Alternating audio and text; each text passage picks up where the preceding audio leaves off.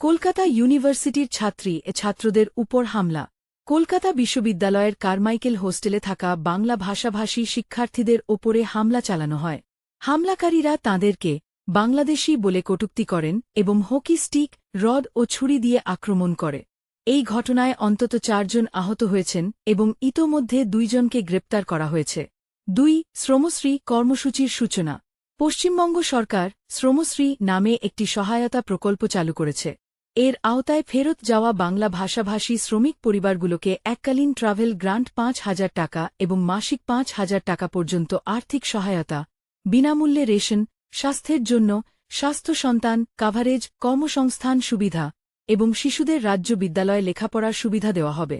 3. Keran guys সাফল্যের গল্প।